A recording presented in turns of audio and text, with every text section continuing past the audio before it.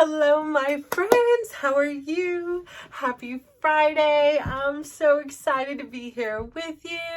I'm Natasha, and I'm here just to chat with you for the next whoever knows how long until I run out of things to say. But I'm so excited that you tuned in and you've, out of all the things in this world that you could be watching and listening to, that you have chosen to listen to me, even if it's for 1 minute. Thank you so much. That is so freaking awesome. I've been just thinking so much about, first off, again, today, I'm so freaking lucky. It has just been a great day. I woke up, I took my son to school, we listened to my Friday morning playlist, there was no complaints, he got to the car promptly at the time he said he would, and we left. There wasn't any, unusual traffic, there wasn't anything, any obstacles in our way. It was just a great morning. And, then I came home, I had done my meditation, I took my shower, I did my whole, you guys by now know, my routine. I do my dry brushing, my teeth brushing, my face washing, my warm shower, my freezing shower for my daily dose of dysregulation. And still, yes, no, I don't like it one bit. So I'm always okay, I gotta hype myself up as it's time to get in there. We got this. And I'm in the back of my mind, I'm I want to remind myself that I still don't like it, because I had heard on the Huberman Lab podcast about this part of your brain that when you don't like doing something, or you see yourself as being a resilient person who's overcome these things. Yes, I do. And okay, of course, I'm human. There's things that I don't like doing.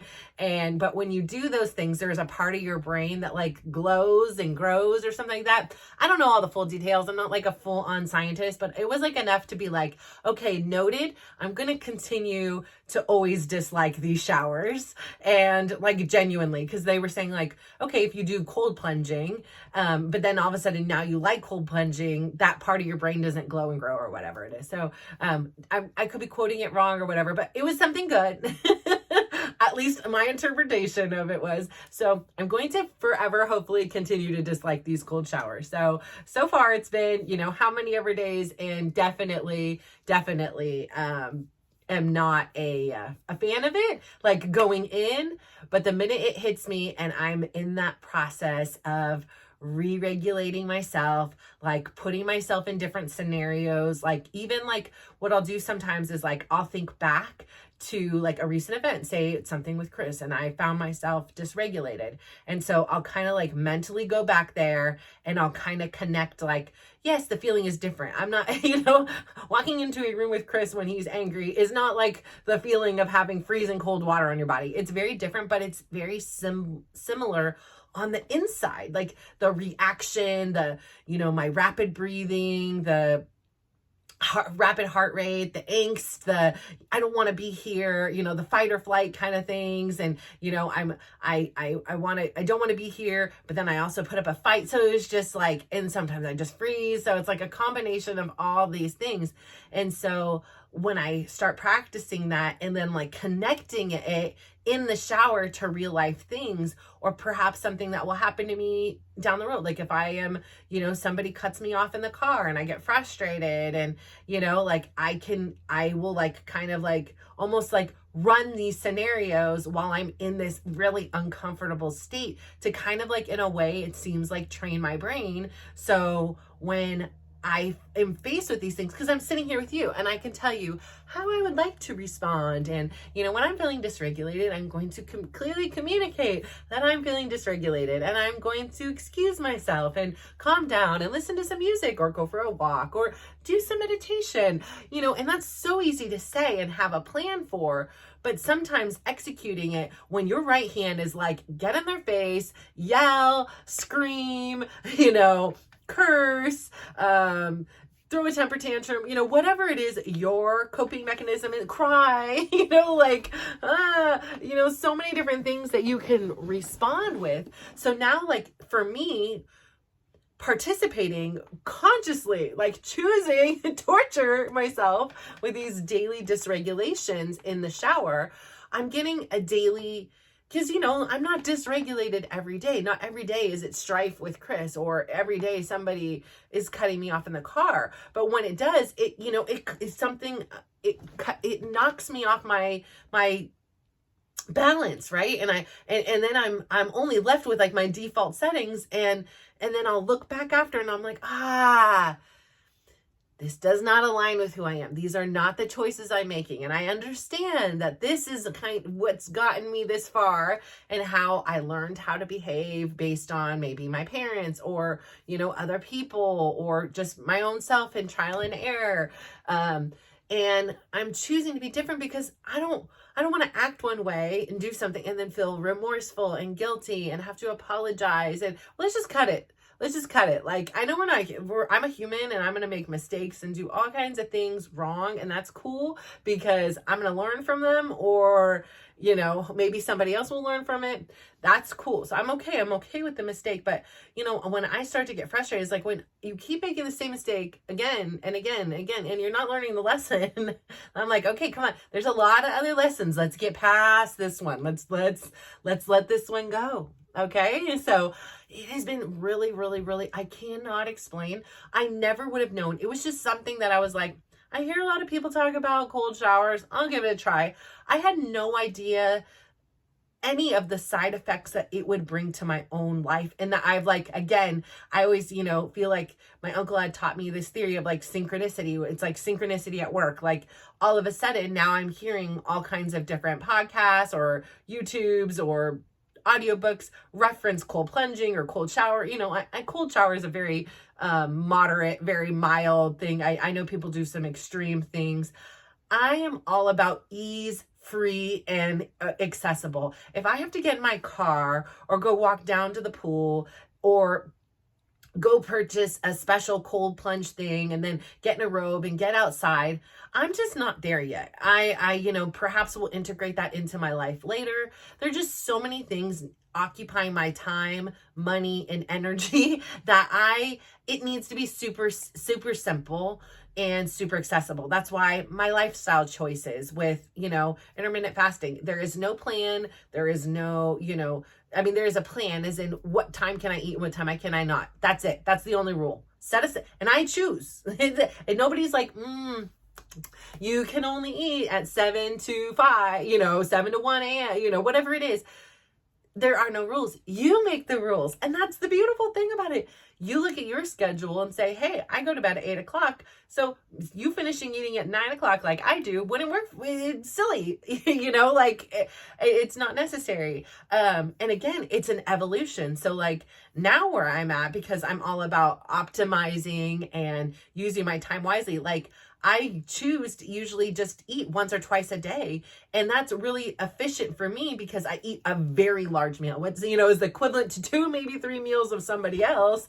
I'm eating in one big dose. And why it works for me is because I'm only having, like today, I literally made myself an egg sandwich on a bagel with, you know, made some bacon with it and some Canadian bacon with it and fruit, a little bit of Greek yogurt. What else was there with there? I mean, avocado. But it took me over an hour just to cook one little thing for myself. And then, you know, by the time you're eating it and I take my vitamins and things like that, I'm like, over an hour and 20 minutes is gone just devoted to this one meal. And if I do that 2 or 3 times, oh my gosh, that's like 3-4 hours just dedicated to cooking, cleaning, and eating. And I'm like, I have so many things to do. It's just inefficient for me right now. And it's working for my personal energy level, my body, because it's not like I started here. Like I say, you know, I talked a lot about intermittent fasting yesterday, but you know, I'll quickly go into it. So like I say, I started very, very small. Like my windows were very small. Like, you know, it was like, okay, I'm fasting for 2 hours, you know, like that's where we're going to start. And then 3 and then 4. And it was just a gradual thing. So there wasn't shock. I did the same thing with the cold showers. It was like a hot shower, but a little bit less hot, you know? And I was like, oh, this is cold, you know? But that's where I personally needed to start. I need to do things in a way that I feel safe and I feel secure. That way I can build my confidence. That for me, there's no reason to go 0 to 100 real quick. Like, because it's so shocking. It's so jarring. It's like, I do this reference. I regard the right hand. And I'm sorry for you lefties out there. Like, I know a lot of lefties. My son's a left foot. He's not left-handed. But mad props to you. I always wanted to be a lefty. And so maybe that's part of the thing here. Like, I adored watching the kids in class write with their left hand. I don't know. It was something so magical to me. So I have absolute adoration. For my own reference, I reference the right hand a lot. So, but I hope that you understand, like for you, it's going to be the left hand. Okay. So anyways, I'm trying to work on using this left hand. But to me, by going from a hot shower to a frozen shower on the jump, this is like cutting off my right hand. Okay. I don't want to cut. I don't need the extreme measures. I don't. Maybe I'll start using my thumb first, and then I'm going to use my other finger, and then we're going to work together and use it. So for me personally, in every aspect and everything I did, small, micro, tiny little adjustments consistently over time proved to me, okay, I can do this. Like, it is a very supportive environment. It is a very loving gesture to myself. It gives me a challenge, but not feel like I'm jumping off a bridge on the first day. And so these are just my recommendations and what works for me. Like, if you are and sometimes I'm a rip a Band-Aid off kind of girl. It depends on the scenario. But for these lifestyle changes, for me, the only thing that has been able to stick and be consistent is starting very slow and being consistent with it. And the slower I am, I get the courage to be like, okay, I can go up a little notch today. I can go a little colder today. And I take it over time. Sometimes I have to be at one level of cold. I had to be at one level of cold for maybe a week. Maybe it was 2 weeks. And then other ones, it was like, oh, I could do this. And the next day I went to the next section colder. So I think really listening to myself, where am I mentally? Where am I? And know that I'm never going to push myself. I'm going to push myself. I'm going to challenge myself, but never push myself to failure. And, to where it's just like, there's that feeling of defeat. I lived in that feeling for 45 plus years. And it's easy to say that. So I'm 47. And I started this journey in about 2020. It's been a roller coaster, and I'm here today, and I'm finally getting the courage to share with others my experience in hopes that perhaps there's some kind of nugget of goodness in here that you're like, wait, I connect with that. That makes sense to me. Because when I started this, I had previously always tried to really choose what I listened to, who I listened to, based on what connected with me. And every time I read something or every time I heard something, there was something that like would touch my heart almost. Like, I'm like, I get it. Like, this person who doesn't even know me, they get me. They understand this.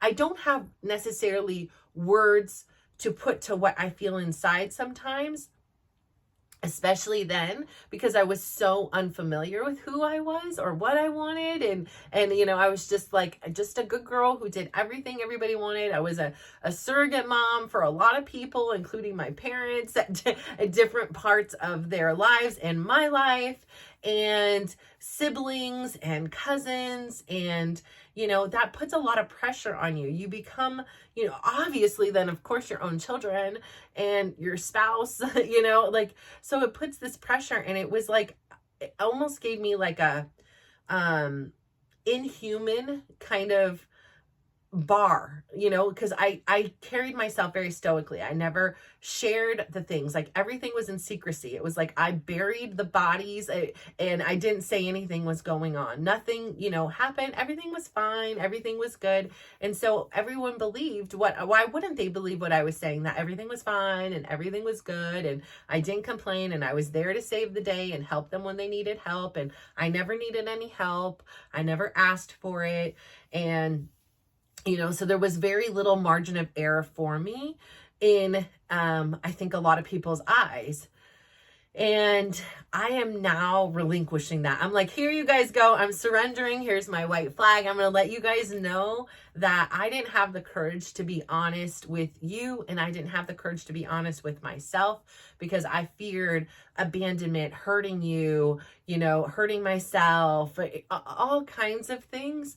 And so my life was a big lie. Like it just wasn't, it was just a shadow of a life. It just wasn't, it was very fulfilling as far as like a mom. I will, that's a whole different ball game. Like I had so much joy watching and experiencing the world again through their eyes. I think that's one of the magical things about kids.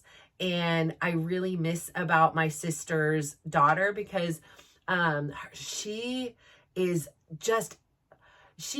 parents are phenomenal. Like, despite whatever challenges they may have had in their own personal life, they are two of the best parents I've ever seen. And I don't throw that compliment around like lightly. They are so just accepting of who their daughter is. If she wants to walk out without the shoes and it's freezing, raining, and she's a first child, like that's a fourth child kind of like thing. You're like, okay, we're in today's PJs. Okay, we're doing PJ. I mean, I remember, my fourth kid was obsessed with Woody, and I Toy Story, oh my gosh, like I literally, if I even think about it for too long, I will cry. I will cry. And I don't cry, remember, but I will cry. I just love Toy Story. So anyways, my youngest one had a era where he was just Woody, and I loved it because my oldest son, he used to, like, as a little kid, sleep with a Woody and his bear. Eventually Woody got the axe because it was like, listen, we can't keep carrying around two. I've got too many things, too many kids, so much is going on. But so Woody's gone. I wish I would have kept him. Again, see, this goes back to the hoarding. Like, I want to keep it because so many memories and good times, especially with my kids, like toys and things like that. And I want to, like, I had so much fun with them or witnessing them play with these things that I want to, like, now share that experience with their kids. And gosh, I don't even know if kids will play with toys by the time they have kids, like there isn't a Toys R Us anymore and all those like fun things. Like that was like the best, like go to FAO Schwartz, go to Toys R Us. There's a place called KB Toys, I remember. And in San Mateo, there was a place called Talbot's? Was it Talbot's? No. It was that was so cool. It was this little mom and pop shop. It had all these, like, the expensive dolls, and the trains in there were so cool. Oh my God. It would have RC radio things, bikes, great little store.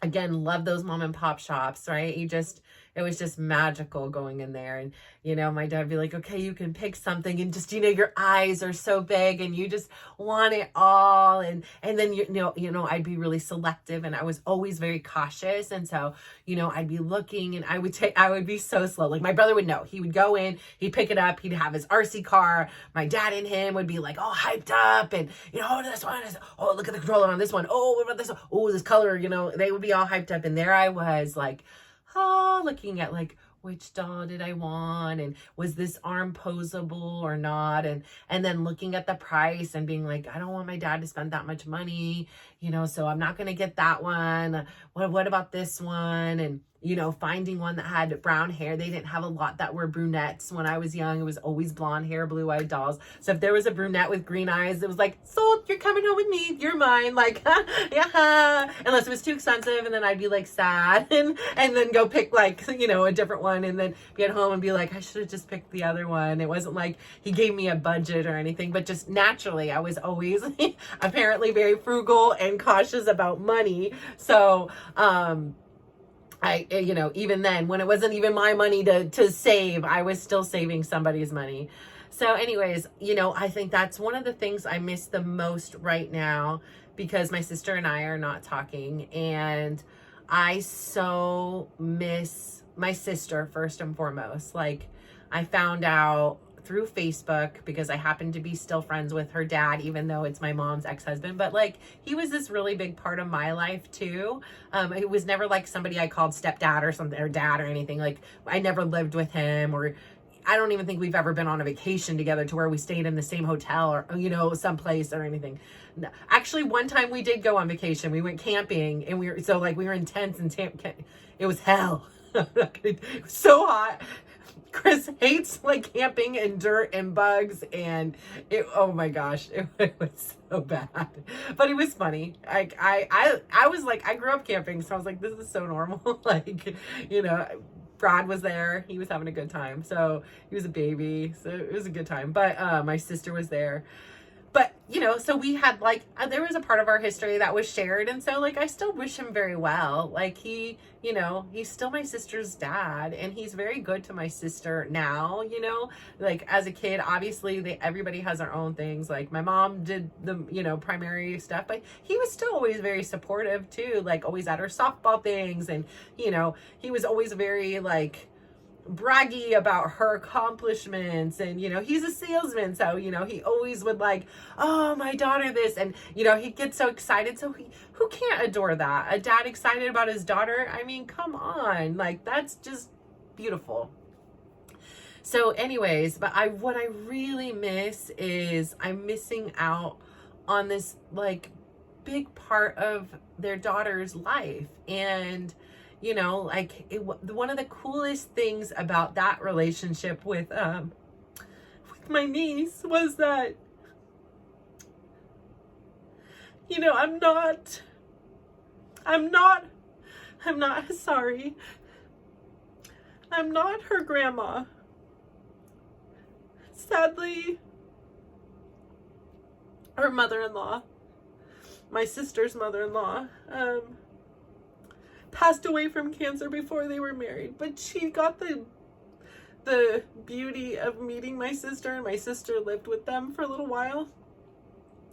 So I feel a lot of joy in that. And then what I think is so cool is my sister and her husband ended up buying her husband's childhood home.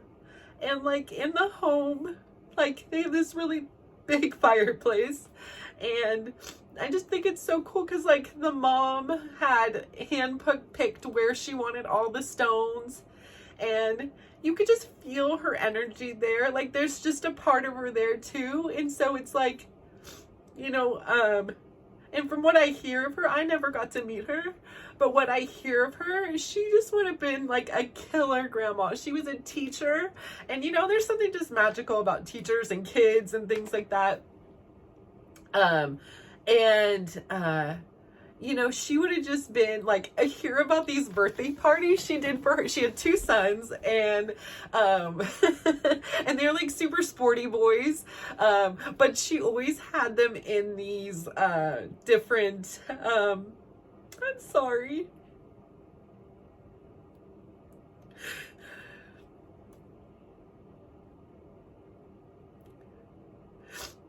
But so she was this really sporty mom, and I mean, she had these really sporty boys, but she like always put them in like ceramics classes and different art things, and she was super over the top. Like, they have these 2 things, they're called the boys. They're like statues that are like, I think like 2 or 3 feet tall, that the boys like made. And they're these baseball players, and actually one of them has like a Cal hat on because the older brother had wanted to go to Cal, I guess. And they're just perfect. They're just absolutely perfect. And so she had them in like ceramics classes. And I remember my sister's husband was telling me that one year he had, remember that show called Fear Factor? And I think later on, and Ludacris ended up like hosting it.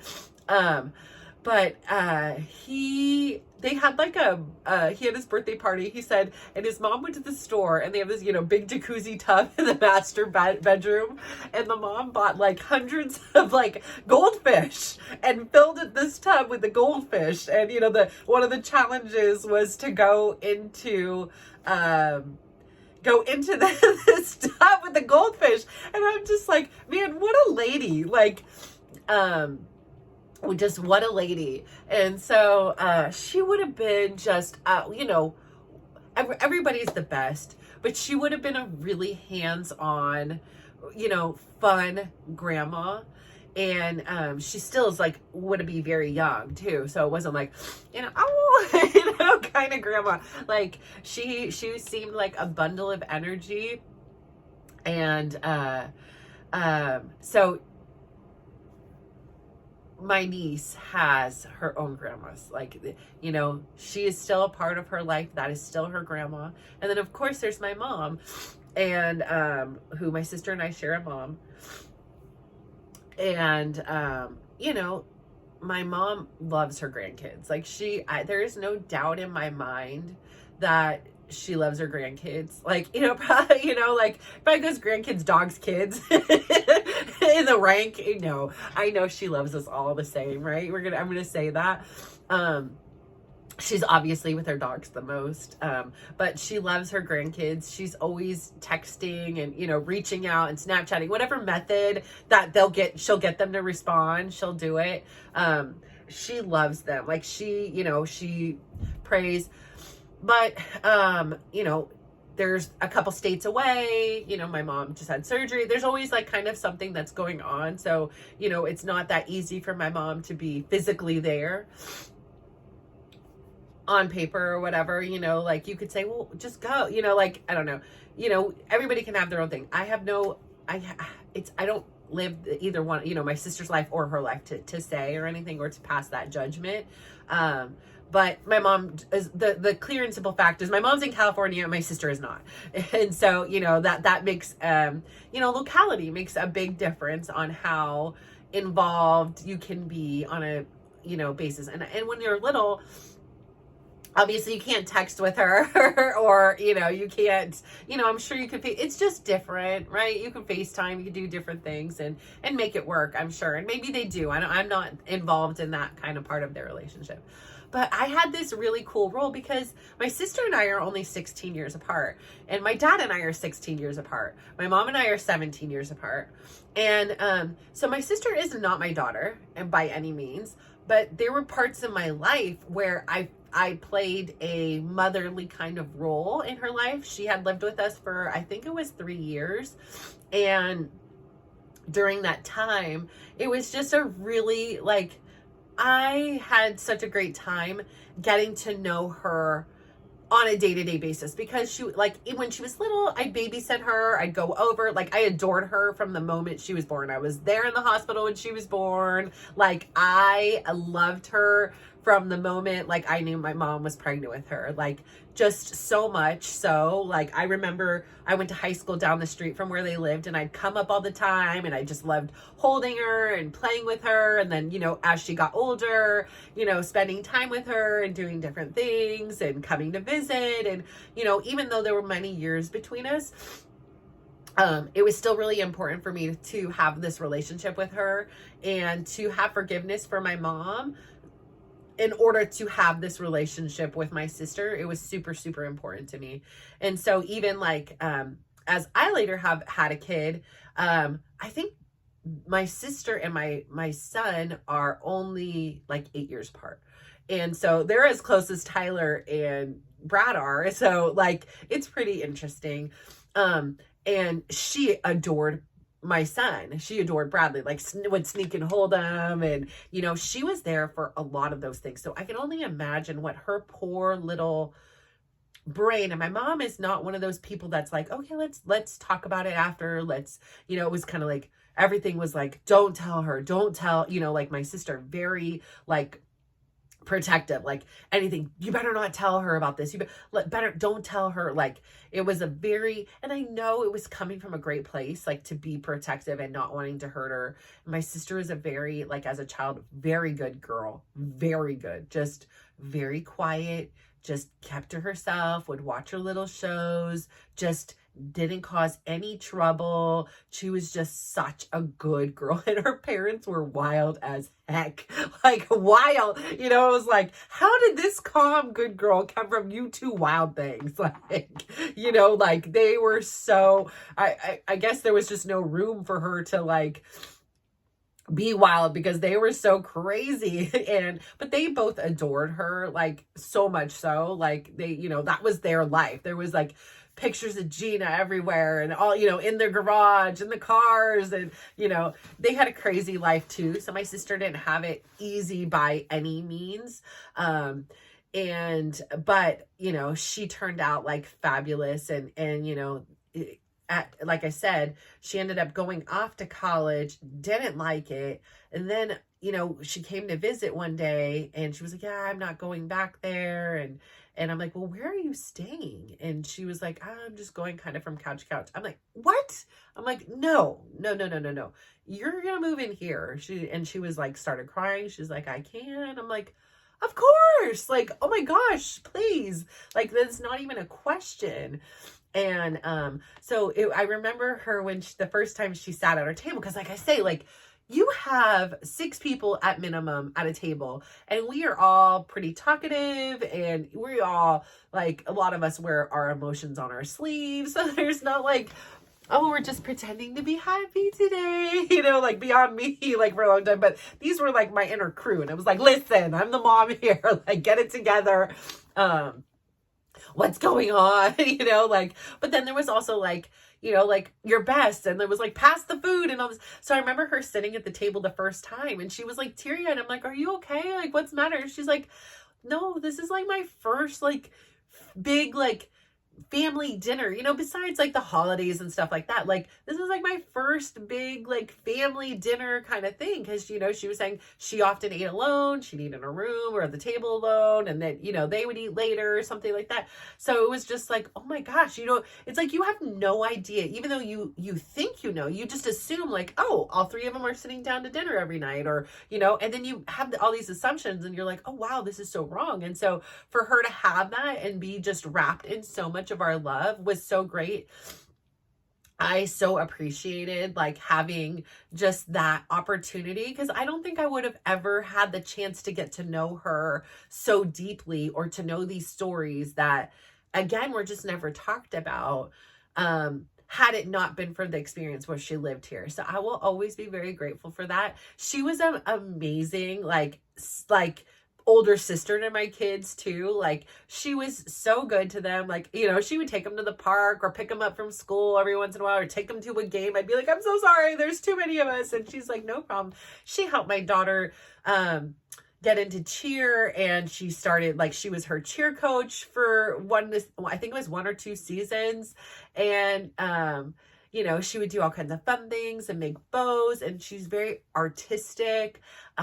Just, you know, she was just a joy to come here. I remember being heartbroken when, you know, she moved out, and even more heartbroken when she was going to move out of state.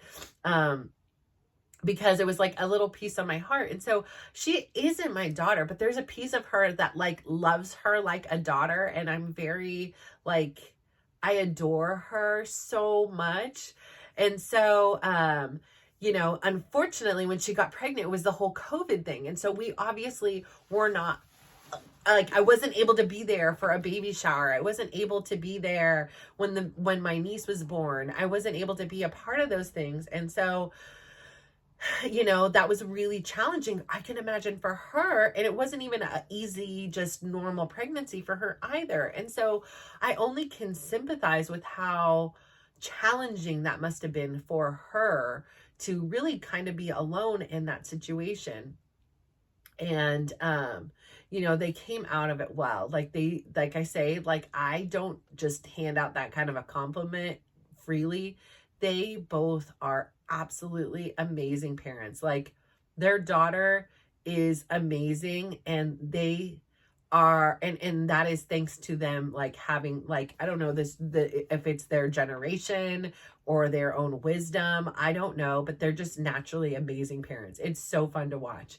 And so I'm so sad because her and I had like a really fun bond. Like, she, and when I was there, it was like, she was just, the last time I saw her, it was like a little bit of talking, but I can imagine now she is just talking it up. And I'm like, I just want to know what was going on in your head all these days. Like, it was so fun. Like, my sister would sometimes like have to go, like one time I went there, they were going to a wedding, but it was like overnight someplace. So they're like, can you come up? And, I'm like, yes, no question. And then another time they had to like literally leave the state. And it was so funny because we didn't think about it. Like, it was like, I flew in, the next morning they left. And it was like, I don't even think I got to, like, it was like, hey, remember me? It's Auntie. Like, your parents will be back. I hope you understand what I'm talking about.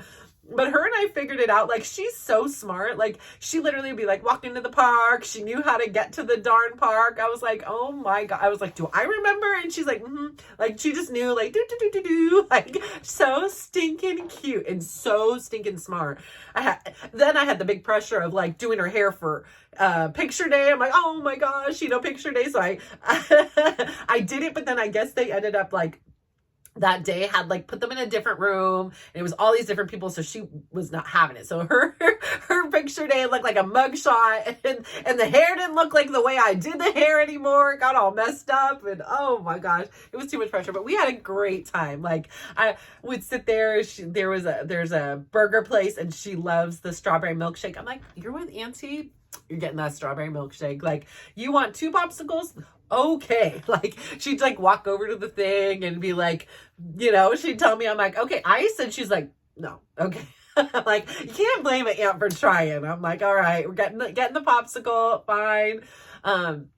But we'd go to like the park, and, she'd kick off her shoes right when she'd get there. She'd run around, and I just love her so much. So I really, really, really miss her. And I really miss like my sister and being able to talk to her and just check in to see, like, are you okay? Like, being pregnant with your second child is such a different experience, in my opinion. I like, for me, I don't know if it was because my son was sick. Like, I questioned myself a lot. Like, do I have enough love for somebody else? Because I love Bradley so much. I'm not sure I could love somebody else.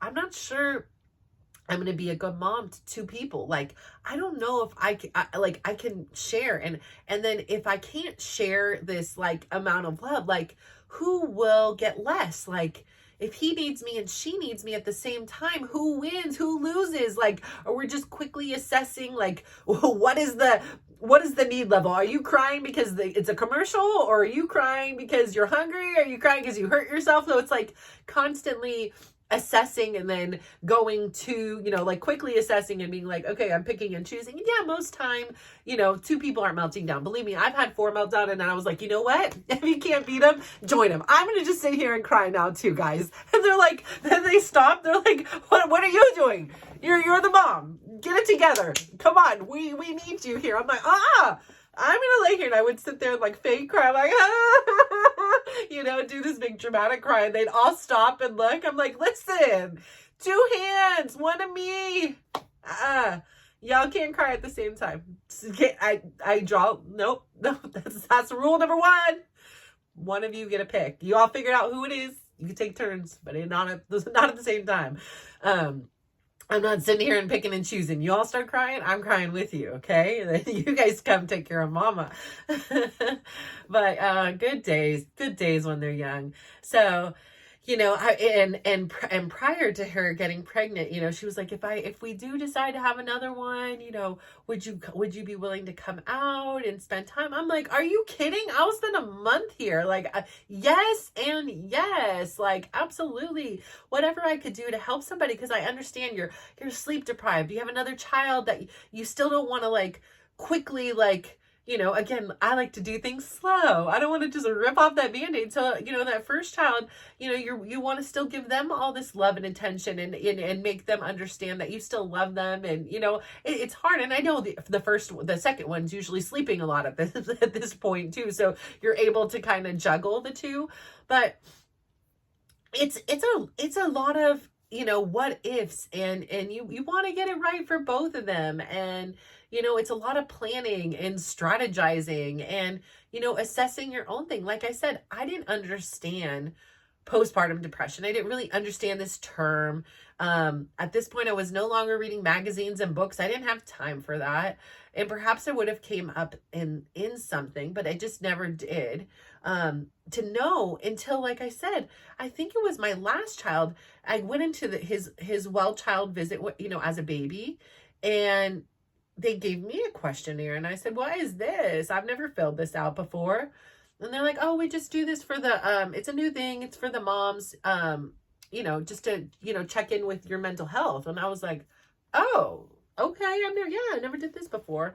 And I'm reading this thing, and I was like, listen, I don't know what the answer key is, but I can tell you, I know where this is heading, and I'm not okay. And so, yeah, it turned out I had postpartum depression. I was like, and if I have postpartum depression with this one, oh, child, don't even tell me what was going on with the first two.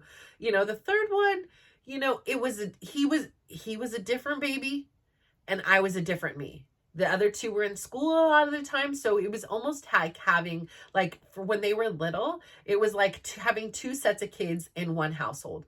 And it was like the older two, the younger two. And it was like of two different generations. It was like, these ones are school, these ones weren't. These ones are in diapers, these ones aren't. These ones can put themselves in car seats, these ones can't. So it was like a very different dynamic within the same household. And so the fact that these two were in school gave me time to spend with him. And then when I was always about efficiency and strategy. So his naps would be when they came home, so I could spend time with them and get that one-on-one time. And play with them. And, sometimes, like, I would set up stuff. So when they came home, we'd be ready to do the puzzle or a craft or play trains or cars or dolls. Even though my daughter didn't like playing dolls with me, I'd still set it up. And that was my part of playing is, I'd do the interior designing of the dollhouse. And, she would get really excited because it would be like all different and done. And she's like, "Oh, I really like this." Or have a craft out ready for her. She loved that. Or like a baking thing or homemade Play-Doh or something we could all do together. So, so it was almost like he was, only child within a family unit, if that even makes any sense. But because there was a 4 and a 6 year gap between the two, I really could devote a lot of time to him, and the thing. And I felt when he was born, it was the first time, because my oldest one obviously was sick. My second one was still there. It was the 9/11 happened while I was pregnant with her. There was still so much angst. I still was such a young mom. At that time, I was just 25, 2 kids. Now, when she was born, she had problems as well. She was a girl. She was just different. She was different. I don't have a lot of experience with females and in general. So, obviously I grew up around a lot of male masculine figures. So, learning how to live with another female has been fun. And I'll say that it's been fun. Yeah. So I don't recall having any postpartum depression after my third child. I remember specifically because he was born in December. I remember specifically on Christmas, everybody's unwrapping everything. It was a scene of a movie and everybody's unwrapping. I'm holding the baby. And I remember just looking and feeling, and I was like, okay, because he was at Oopsies. And I remember thinking, okay, it makes sense. Like, this feels complete. Like, it was a completion of the family is how it had felt on that day. And that feeling and that thought I'd always thought stuck with me. And so I think it was a very like, I get to do this parenting thing again. It wasn't a planned thing, but I get to do this again.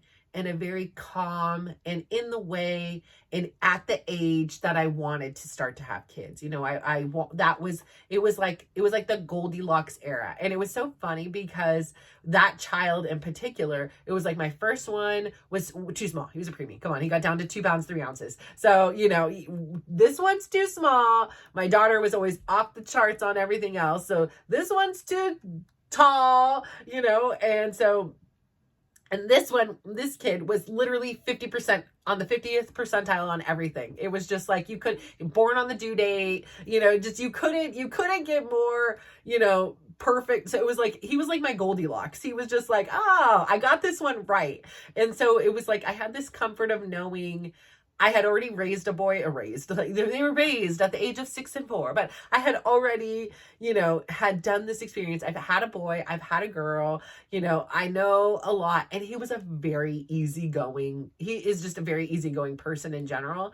And so I think that helped, his like motto for a couple years, it was like, don't even worry about it. And I could like, it's still to this day, it is like, he just doesn't say it like before. It was like, it was like the running joke in here.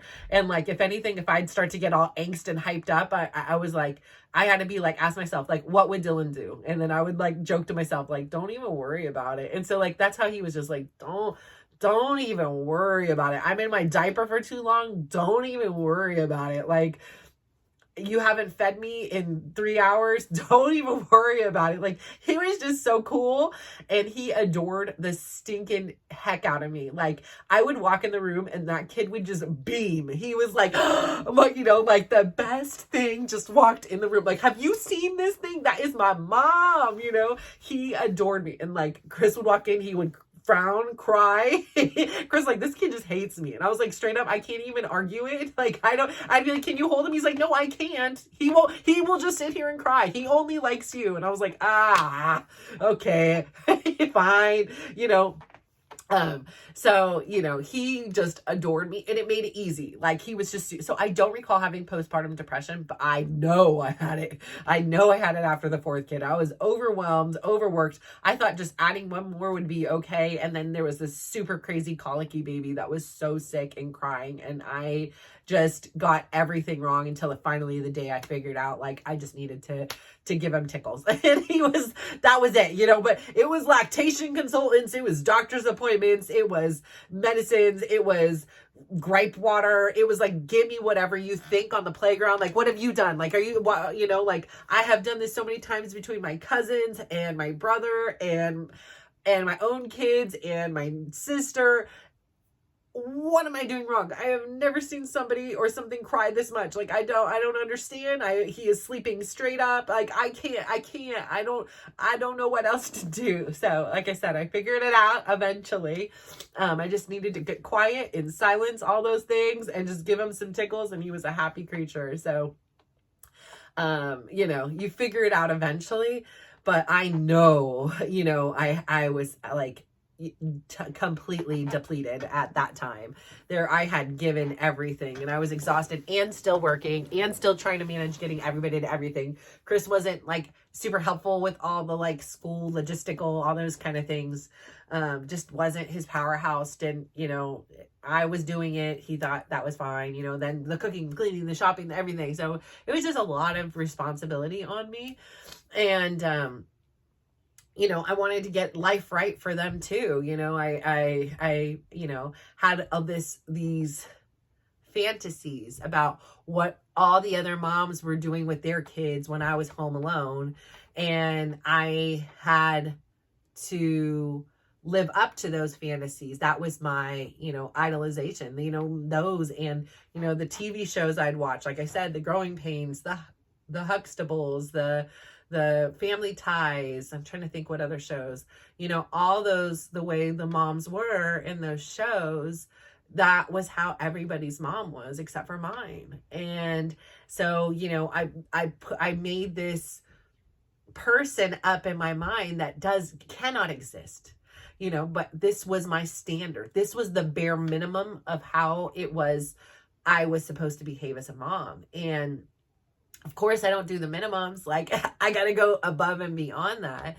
So, I really tried my best, and I adore my kids. I'm so happy that I have had every minute I have had with them. I am so blessed. Like, I am so happy. Like, you can't even explain. Like, for you out there, if you've ever seen your child die and come back to life in front of your eyes, you know what I am saying. Like, you lose everything in one breath, and then somehow, some way, you are blessed with this amazing miracle, and after minutes he comes back.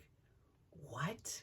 Like, okay, this whole situation and being hospitalized and being born early, this all sucks, but I know that even in this, there is worse. So I'm going to be very grateful right now that we're in the hospital. Thank you. This is much better than being in the morgue. So yeah, we're going to take this, and thank you. I appreciate this. Now I have some, bar to be like, oh wait, there's worse. No, never mind. I take it back. Like, this is great. Leave me alone over here. So, and to get to now see every minute of his life since then, that quite possibly in another way wouldn't have come true, is just so amazing. Like, I look at him so adoringly, and I know that sometimes when I'm like, go do the dishes, he doesn't think it's very adoringly, or I wake him up, or I just be my normal annoying self to him.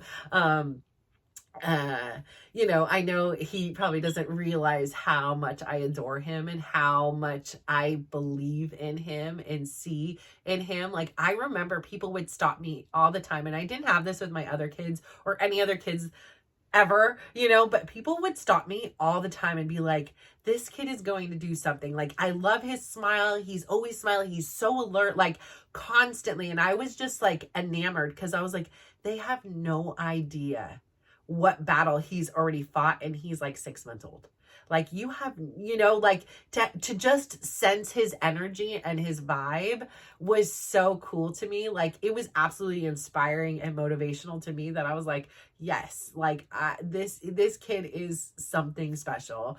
And even just special to me, but like, I loved that, like, the world could see his specialness. And I think that that's such a gift that he has. And I don't know, like, over the years, and that it was like true throughout his elementary school and high school, and teachers would always say, like, there's just something really special about him. And I don't know if he's lost it, or if he doesn't believe in it himself anymore. If he does, it's different conversation with a 24-year-old male that isn't into this kind of stuff. If he was into it, it'd be a lot easier. But he's just kind of in a different era of his life. And so I respect that. But I just hope that he knows how magical and how great he is.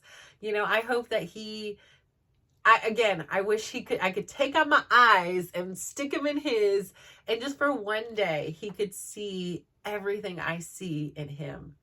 Gosh, wouldn't that be beautiful? Like, if you could see yourself with the love that those around you have for you, oh, it'd be like that day where, I was upset about being in a hospital and crying. And then, I'm sitting there watching him, and the people running in and pushing me out of the way. Of course, please push me out of the way. Throw me on the ground. Get me out of there. I don't care. Like, this was a tragic scene from a movie that was playing out in front of my eyes. And I've fought so hard for this kid, and just to be in the right place at the right time, and with insurances and doctors, and getting different kind of out of network providers, and people put their lives on their jobs, their careers on the line, just to make sure he was here. And now he's here. And even after we went, I've said this story before, when he was in the NICU, his NICU doctor had asked me to go to coffee, and I was like, oh no, she's like, oh no, we're going to, yes, let's go have some coffee. And so we get in the elevator, and she's like, what I'm about to tell you, I can lose my job, I can lose my license, but who that they're sending him to is not qualified to do his kind of, I mean, he is, but he's not the best. There is someone who is the best that is in San Francisco. And so she aligned me with him. And later on, they were like, if he struggled with that, and he had one of the best, like, I don't know if he would have been able to survive. So, I mean, just again, being aligned with in the right place. So like I say, like, just to be so grateful. So that's why I like to, today, like I was telling my sons, I was like, today, like I tell them this, we get to choose. We cannot determine or know what's going to happen in the next minute. There could be a freaking earthquake. I don't know what's going to happen. Something strange can happen. Weird things happen. Or ordinary things happen as well. But we don't know. But we can choose. Like I was telling them today, choose to make today the best today ever. Because today is the only today ever. Tomorrow's today, But today is the only today that we're going to experience of this today. So we might as well make it the best. And we can choose that. Like we can look at all kinds of different scenarios and we get to pick and choose what it is and how it is we respond. Today I've had some reflection about my sister. She's been on my mind a lot today. And I miss my sister. And I'm in a conundrum because I respect the fact that she blocked me, and so that's a very clear, definition of, I don't want to talk to you. I do not want you in my life. And I understand that, perhaps she was flooded. Perhaps, I can mind read and excuse and defend her actions all day long. But at the bottom line, she did that. And that means to me, you don't want me in your life, right? That's what my translation is. But I feel like as her older sister, as somebody who's been a motherly role, like I'm not a person that takes no for an answer. And I feel like if there's something that's really important to you, like my sister is very important to me. My niece is very important to me. My brother-in-law is very important to me. There's dog. I'm not even a big dog person, and their dog is super important to me.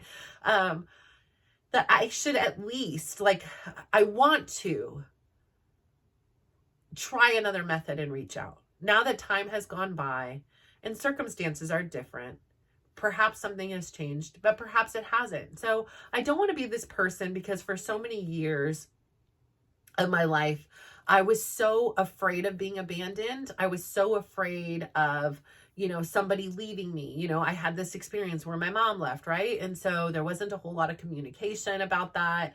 It just was what it was. We didn't talk about it. And, I felt responsible for it. I felt I could have fixed it if I would have been better, if I would have done this, or, whatever, if I would have asked them to not divorce, there were so many things I put pressure on myself, and I didn't realize ultimately it had nothing to do with me. Ultimately, I could have done everything right or done everything wrong, and it wouldn't have changed this situation. They divorced. Okay.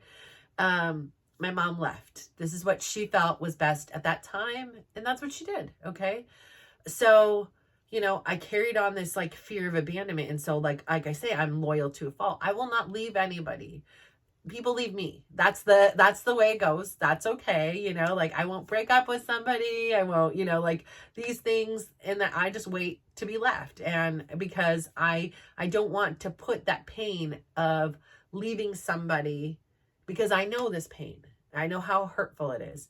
And when you want somebody in your life and they choose to not be in your life. And so I don't want to be the perpetrator of that pain.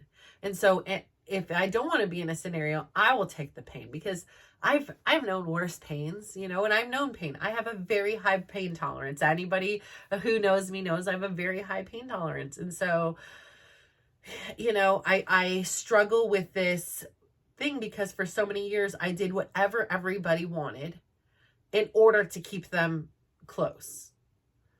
So I thought, they wouldn't leave me if I did everything right. They wouldn't leave me if I, cook Thanksgiving dinner. They won't leave me if I do these things. They won't leave me if I, whatever, X, Y, Z. And ultimately, a lot of those people still left anyways, right? So do I just respect that you chose to leave? Or do I still chase you down and say, I want to be in your life? And so that's the conundrum I face, because it's I want to respect your boundary.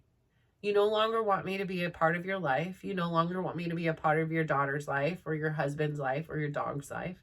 And there's a part of me that accepts that, even though I don't like it.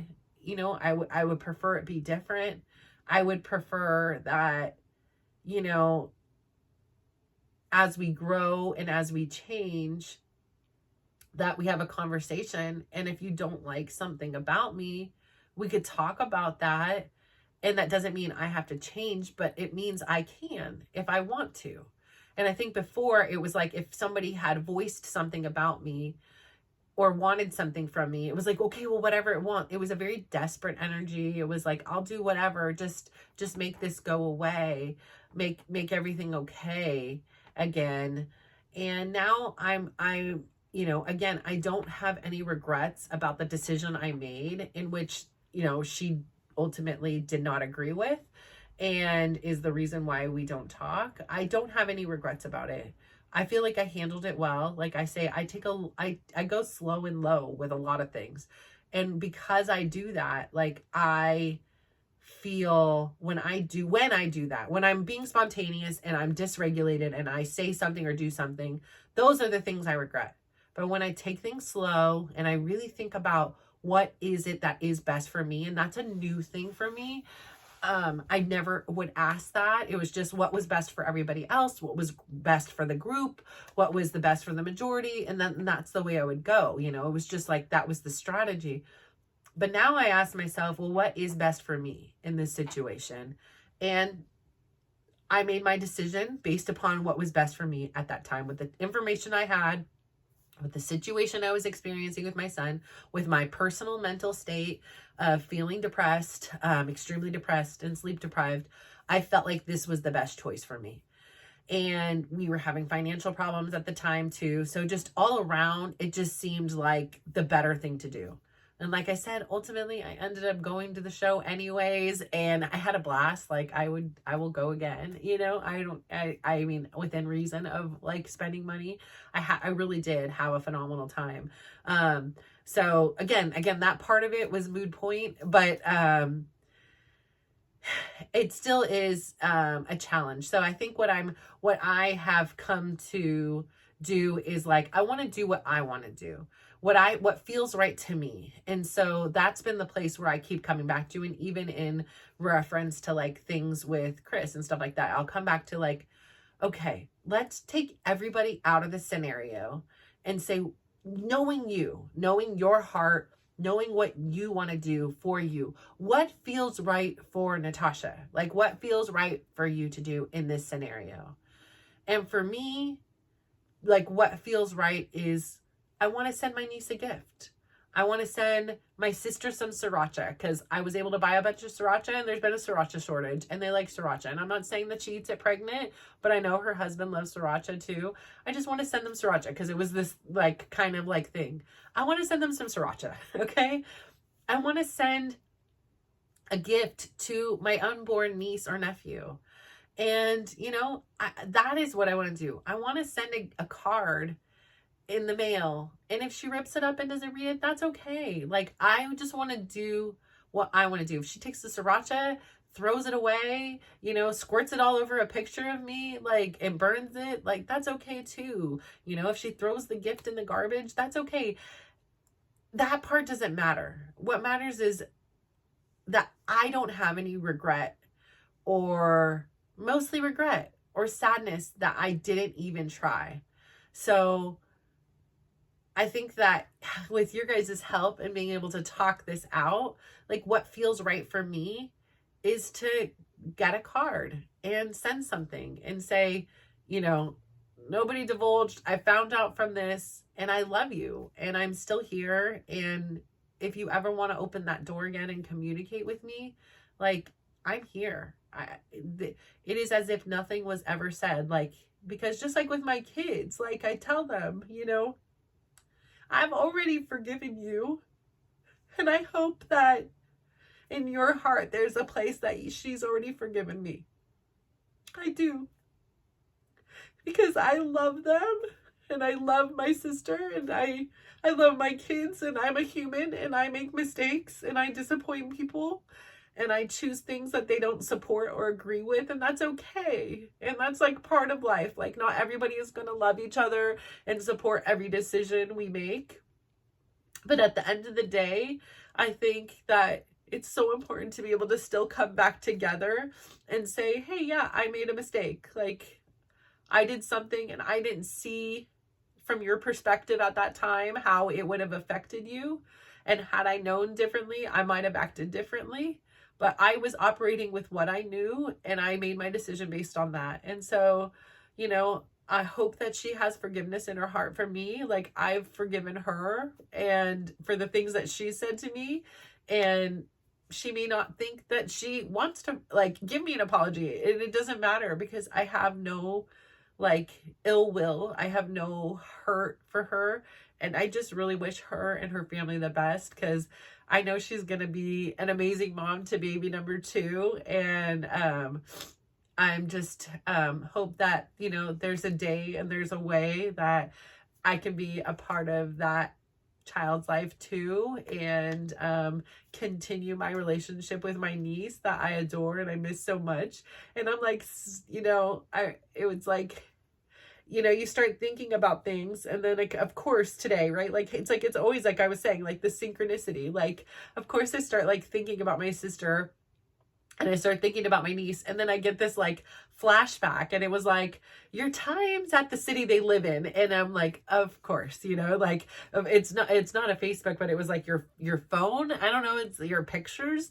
And so it makes this, Apple makes this whole collage of me and my niece, or just my niece running around, and then my sister, my niece, her husband, and the dog, like my sister, my niece making all these funny faces, and then her and I hiding behind the curtains and blowing bubbles. And when I stayed there, I brought out this big pumpkin and like plugged it in the house. And then they were telling me a story that when they first moved there, this pumpkin, they kept hearing noise and they didn't know what it was. But I guess the pumpkin, it was like super windy, and it had like rolled around the whole court in the wind. It was just like, it's this ginormous plastic pumpkin thing. Yeah. So, family dynamics are tough. And, my family has this generational curse. Like, all of my aunts and uncles, like my dad doesn't talk to his siblings. Like, he's on occasion talks to one, on occasion he talked to my uncle barely. My uncle was always like crying to me, like, please tell your dad to call. Please, why isn't your dad calling me? And, I'm like, my dad doesn't even talk to me. I have no power here in this one. But I would, that's what I was thinking in my mind. I'm like, oh, I know he loves you though. Like, he always said, like always trying to make him feel better about that. And he's just been so busy, these things. And then the same goes for my mom and her siblings. Like, they barely talk. Some are completely estranged, and, it's like a generational curse. And I'm like, I would tell my kids, I'm like, and now here I am. I don't talk to my siblings. And it's not, of course, it wasn't like, it was something that I did that they didn't agree with in each instance. And then they cut ties with me because they didn't like this decision I made in two different things. And, what it is what it is. And so they decide to block me and, unfriend me on, social media, and, do all those things. I go to the extreme. Like, I did one thing wrong and now I'm just completely dead to them. And so, and then, my kids, some of them they'll kind of still talk to, but it's different, especially with the boys and things like that. But, like with my brother, it was sad because all the cousins missed out on those opportunities for every holiday and every, pool day or whatever it was to continue to bond and grow together. So, it's unfortunate. And, yeah, so I think that I'm going to do that, because I think that in my life, for me, what is important at this time is to do the things that I want to do, and that if I don't do, I will regret one day. So that's why I do this, and I share these super vulnerable things, because I really want to be a part of that change of this generational curse. I remind my kids, and I tell them the good and the bad. I tell them the whole truth of what the story is eventually, and I don't say like sugarcoat it to my way. I'm like, here's what I did. Here's my part of the thing. Here is the responses. If you guys want to read through the things and you don't want to hear my own narrative to it, go for it. I'm not telling you to pick sides, because please maintain a relationship with your family. Those people do love you. They are irritated or pissed at me, but it has nothing to do with you. You are completely separate from that. So please maintain it. I will not sit here and say anything badly about them or discourage you from being with them or going to visit them or anything like that. Not at all. I know that they love you, and but I remind my kids, like, it is up to you guys now to break this generational curse. I thought that our generation, like me and my siblings and me and my cousins, would stay close together.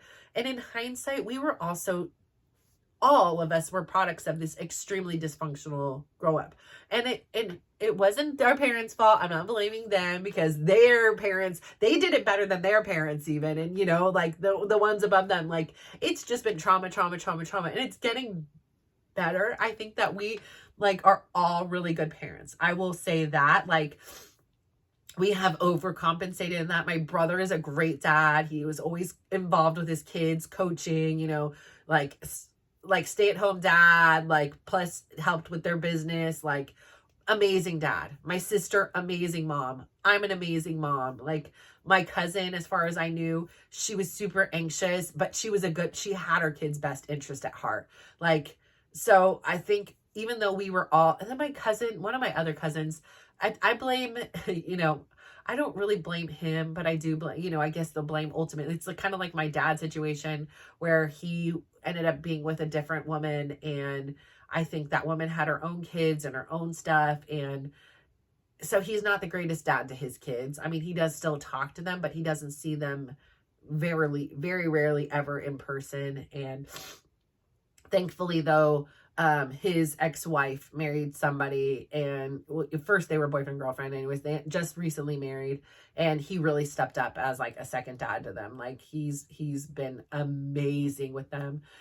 So anyways, like, generationally, like, they're, like, even my mom's sister that doesn't talk to her, she's got 6 kids, amazing mom. Like, so we're getting it better. Okay. So we're getting it better. And now it's just up to our kids now to, like, break this curse and be like, yes, we couldn't, parent well and maintain relationships with, our siblings, because we were just so broken in so many ways.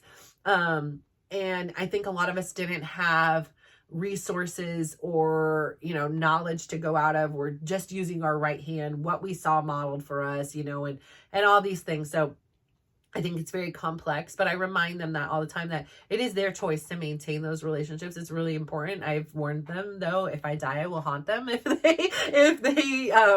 they are not talking. And I was like, especially, like, I remind the boys a lot too, like, it will be very easy for you guys to maintain contact, because you guys talk sports, you guys have a lot in common, you like soccer, you like a lot of the same things. It will be an additional challenge to make sure your sister is included, because she is very different from you guys. She has very different philosophies. She's very different interests. And so that's going to take a little bit more effort, but it's really important to me that you guys know that that's part of your responsibility too, is to maintain that relationship, hers as well. But just because it's not as easy, it doesn't mean it's not so as important to her. It's very important to her that she remains close with you guys. And so I say all that to say, here I am again. I never knew what I was going to talk about today, and I probably went off on a whole thing, but I appreciate you for listening to me.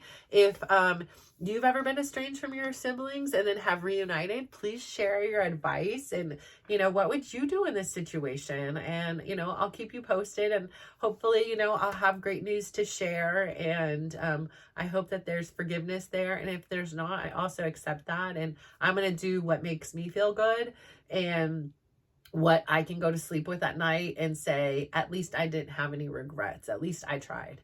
And I might have failed, and that's okay. Like, that's life. Like, it's little micro things. It's doing things. And if it works, great. If it doesn't work, that's great too. Like, I'm okay with just being part of that journey and process. So I just want to say thank you so much for tuning into me. Thank you so much for just being a part of my life. And I hope to get these published one day so somebody can actually see them.